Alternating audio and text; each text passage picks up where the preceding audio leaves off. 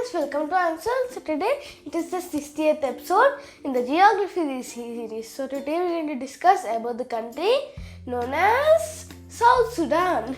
So South Sudan is a country that is landlocked in Eastern Africa. So it doesn't border any large body of water like seas or oceans. Yes, even though it has smaller lakes. So let's just draw South Sudan. Goes like this. Next, like this.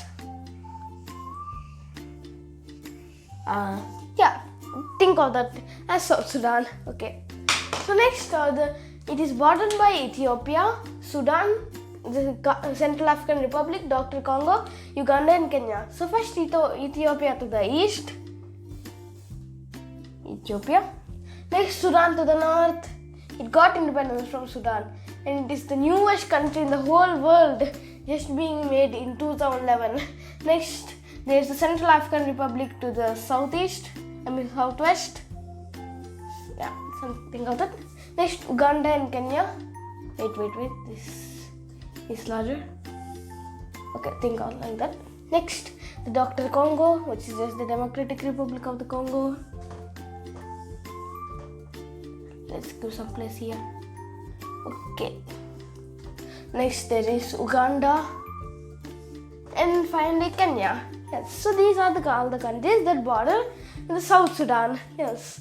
So the main capital of South Sudan is the city of Juba. Let's take another color.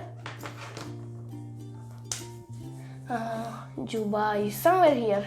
Yeah. So it is at the center of the country. So Juba is also the most populous city in the country too. Yeah.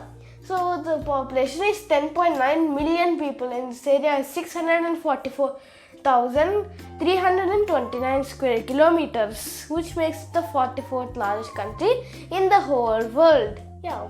Okay. Next, the official language in South Sudan is English because, guess it why? They are colonized by the British. Yeah. So next, the spoken languages, which are like mostly the native languages, include Bari, Juba. Yes, Juba was named after the language, I think, those people. Next, Arabic also came to here. Next, Nuer, Zande, Azur, etc. Next, the religions. So this religion is the main reason that South Sudan split off from Sudan in 2011. So first, 60.5% of the population is Christianity, 32.9% is traditional faiths, and 6.2% is Islam. So in 2011, the South Sudanese were fighting for their independence, even many years before they got their independence officially. So because the South Sudanese were mostly Christians, while the North Sudanese, we can just call them Sudanese, were mostly Arabic or just Muslims. Yes, so yeah, in 2005 they got their autonomy, and in 2011, guess it what happened? Independence finally to the South Sudanese. So next, the independence was declared 9 July 2011, exactly 6 years after they got their autonomy on 9 July 2005. Yeah. So next, the currency is the South Sudanese pound. So the White Nile also passes through this country. Yes. So yeah.